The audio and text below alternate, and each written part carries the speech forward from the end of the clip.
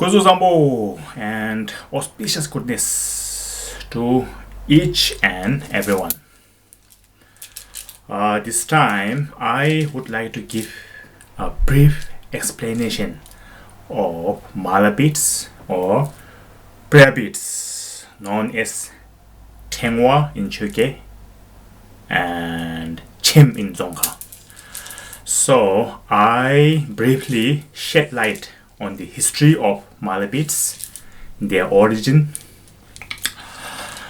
and definition, counting numbers, their thread or string, their color, their blessing, the usage of the prayer beads, and their benefits. Mainly based on valid teachings spoken in scriptures like Tantras, Sutras and Shastras by Buddhas, Bodhisattvas, and the great Buddhist scholars and masters, which are originally acceptable.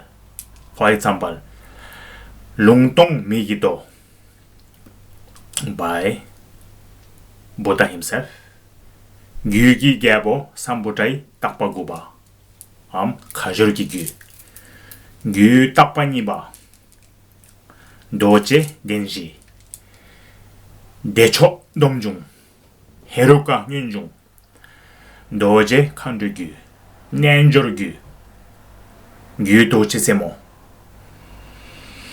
Lopin Pimai Gongdu Tengshe Ngakchang Gengimeto, Kandoma Doje Kulki Tika, Rinpoche Dawi Leuduba by Kharchen Wangchuk R. Tenchek Ngarik Chembo by Ji Gyawa Tsongkhaba, Nyanjor Ruby Garden by Ji Khyatrup Rinpoche, and many others. And together with our empirical research and findings as of now. Number 1. History. There are no written records to establish when and how mala beads originated. However, as mentioned in Lungtong Mikido, the use of beads as a tool for meditation and prayer can be traced back thousands of years in various spiritual and religious traditions. Historically, in Buddhism, the practice of using mala beads for counting mantras or prayers is said to have been introduced by the Buddha himself. It is believed that he taught his disciples to use a string of beads made from the seeds of the tree called Lungtong, and especially at the request of the prince of the king Segel, known as Gelbu Pakibo, to cultivate contemplation and mindfulness in his mind. Therefore, we can at least say that the mala beads have been made and used since Buddha's lifetime. Number 2. Definition. Mala beads, also known as prayer beads or Buddhist rosary, have their own origins in ancient Indian traditions. The word mala means garland in Sanskrit, Tengwa in Chuke, and Chem in Dzongkha. The word Teng literally means to request, to invoke, and pray to 3 jewels, 3 roots Guru Devatakini, Buddhas and Bodhisattvas, as well as to pay respect and maintain vows between superior subordinates, guru disciples, teacher students, parent children, relatives and friends, and to love and care for others by showing empathy, compassion and consideration towards their well-being. Number 3, source. Made of what? Usually the beads are made from natural materials like seeds, sandalwood, various gemstones, crystals, pearls, gold, silver, bronze, human skull, body seeds, elephant tusks, and so on. As each material is believed to have specific properties or energetic qualities according to the 5 activities of Buddhas and Bodhisattvas. For example, for the pacifying activity, one must use crystals, pearls, woods, gemstones, body seeds, and white in color. For enriching activity, one must use gold, silver, bronze, lotus seed, body seeds, and yellow in color. For magnetizing activity, one must use red sandalwood, coral, thick body seeds, and red in color. For subjugating activity, one must use iron and rudraksha. This one we call rakshatawa as well. The sadhus, they always wear rudraksha so around their neck. And turquoise, human skull, bones from camel, donkey, buffalo, yeah, and black in color. And for all encompassing activity, one must use body seeds. Body seeds can be used for all activities with 5 different colors. Number 4, count numbers. Mala beads typically consists of 108 beads, although some mala beads have different numbers according to their purposes of activities, such as A, 100 numbers of mala beads for pacifying activity, B, 108 numbers of mala beads for enriching activity, C, 50 numbers of mala beads for magnetizing activity, D, 25 numbers of beads for subjugating activity, and 60 numbers of beads for all-encompassing activity, and with various sizes like A, size of wisdom teeth for pacifying, B, size of pinky finger for enriching, C, size of the top point of the jewel for magnetizing, D, size of the toe thumb for subjugating and all-encompassing activity. And number 5, string. The string or thread of mala beads must be spun by an under 16-year-old girl who is remarkably beautiful, endowed with all the best qualities, full of love and compassion at heart, and with no fault and defect at all. Especially, never ever state with a man. Moreover, the sting must contain 9 different threads spun together, which represent 9 deities or Bodhisattvas. 8 Bodhisattvas and the 20th Guru, Vajra, Dara, or Gyawa Doji Chang in Juke. And that of mat from pure cotton, not from any animal products. Likewise, white thread for pacifying activity, yellow for increasing activity, red thread for magnetizing activity, black string for wrathful or subjugating activity, and colorful, like 5 different colors, for all encompassing activity correspondingly. Number 6, representation.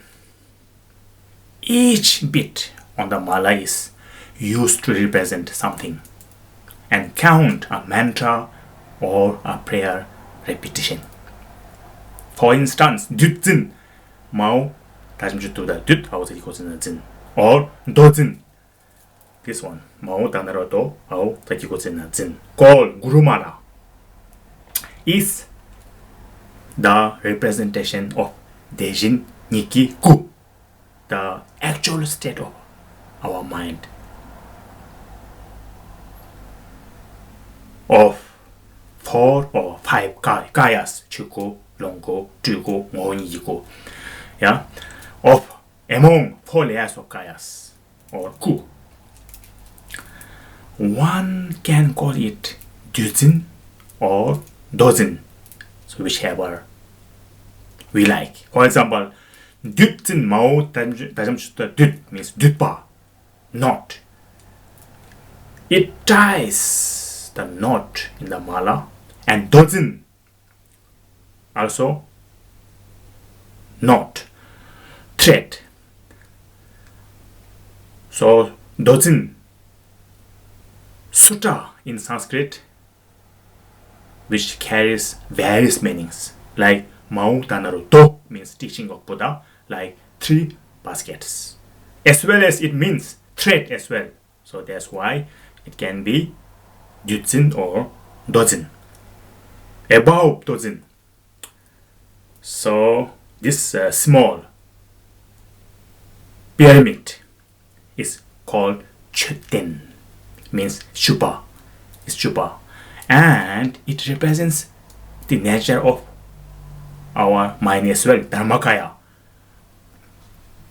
out of 3 kayas, or Chugi Ku, Chuku in Chuke.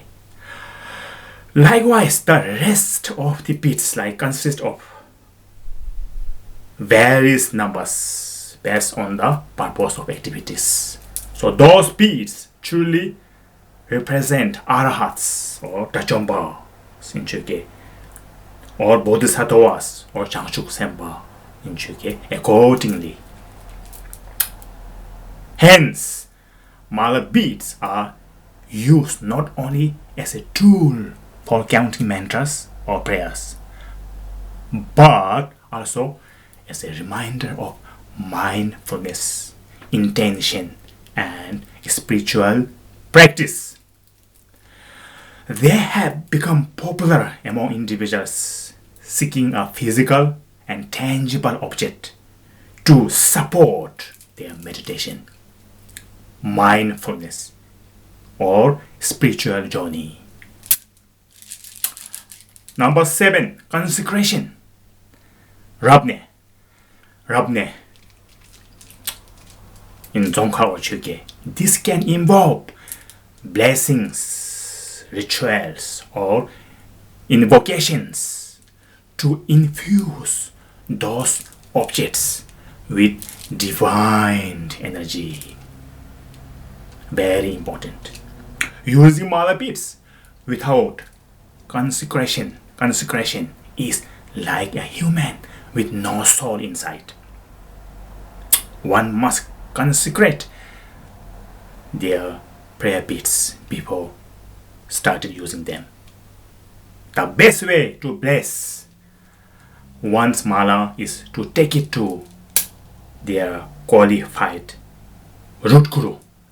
Otherwise, one can do it by performing a simple ritual. As goes here. Place the mala beads in the palm of one's left hand like this properly and visualize it as 5-petal lotus flower, the 5 fingers. Then visualize once.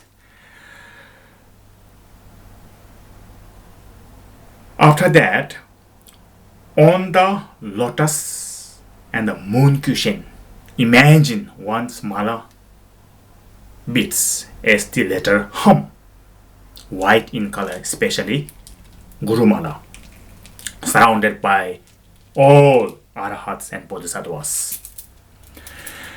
And then visualize one's right hand as the 5-pronged Vajra or Doji Tsengaba. At the center of the Vajra, visualize letter A, red in color, and emerge 5 different colors of rays, and think of dissolving them into the mala beads in the left hand. At the same time, recite the blessing mantra as follows. Om Ruchipara Mardanaye Rena Mani Dara Janadeva Abi Kenza Hum. The condensed one, summarized one. Om Ruchi Marani Para Vardanaye Soha 408 times, followed by Kali A-E-O and followed by Ali A-E-O and Kali Kakakakahanga, and finally recite Tende Nimboi Nga, the essence of causation mantra Om Yedrma Yedur Prabhava. So bring both hands together and roll mala beads in between 2 palms of hands and throw the blessed rice on the mala beads. And now all set to use the mala beads with positive intention. Number 8, usage. As stated in several Tantras, Sutras and Buddhist philosophical texts and many spiritual traditions, mala beads are typically used with the right hand, not the left hand at all. The right hand is considered purest, active and dominant, symbolizing strength, power and action. So when using mala beads, here are some guidelines and empirical reasons why one must use mala beads with the right hand. Firstly, mala beads first were introduced and used in India, and people in India, they consider the left hand to be very impure and used to wash their lower body after toileting, and use the right hand for eating, offering mandalas and any positive activities. Secondly, the cleanest and purest ring finger is in the right hand. It is said that the ring finger is folded inside the palm or like this, or put inside the nostril when we are born. So it is considered to be the cleanest finger that is in the right hand. which makes sense. Finally, the obvious evidence is that if one looks at the Bodhisattva of compassion, the four-armed generasi, he holds the crystal mala beads in his right hand. So which makes quite a clear sense that we are required to use the right hand to count the mala beads while using them for meditation or mantra recitation. Similarly, check the position and posture of our body. Hold the mala in our right hand. Place the mala between the thumb and the index finger, like this, and start at the guru bead. Use our thumb to count each smaller bead. Roll the beads to the right in the clockwise direction. Pull it toward us as we recite any mantras. So this is mainly for general and pacifying activity, like mantras like Om Mani Padme Hum, Om Tare Tu Tare, Om Basa Guru Pema Siddhi Hum, Om Maham Basa Guru Pema Siddhi Hum. Similar to this, use our thumb and the middle finger, this one, for increasing activity, and push it outward from here, inside. Push it outward as we recite any wrathful mantras like Om Banjar Kili Kilaya or something. Use thumb and ring finger, like this one. Ring finger for the magnetizing activity, and use the thumb and pinky finger for the wrathful activity, and also use the thumb and all last three fingers like this for all-encompassing activity appropriately. Number 9, do's and don'ts. Always keep your mala beads in a clean place, so do not throw everywhere. Preferably putting them in a mala bag, small pouch, and hang around one's neck. Do not let anyone touch or use or view one's prayer beads, especially anyone who broke the vow or tamsi samaya and sinful or wicked persons. Do not use them for more divination or any worldly purpose, and shield them from any contamination or dip in Sangha. Keep mala beads at one's heart or with warmth of our own body, and do not separate them from the warmth of our body. That is simply to keep the consecration alive.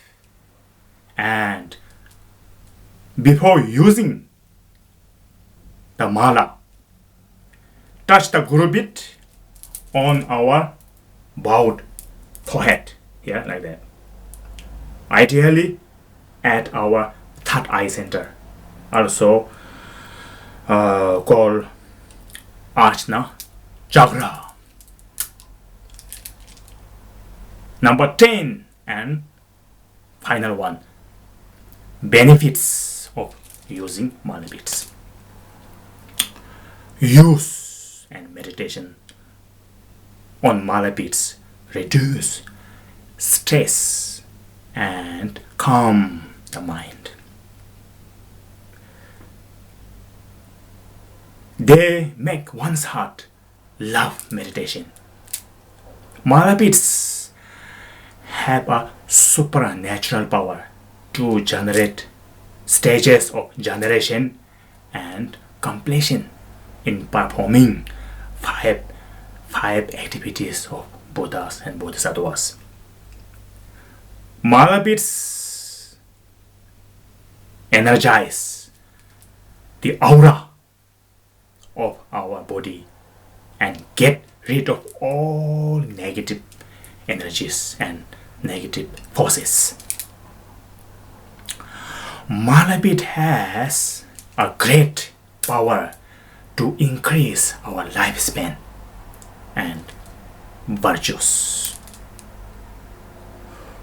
They also can improve concentration and focus, which is obvious. They cultivate positive emotions and they can help increase power and energy and always maintain supreme and common achievements. So this is it for today, and I would like to wish you all the best in using Mala beads appropriately. Thank you and Tashidele.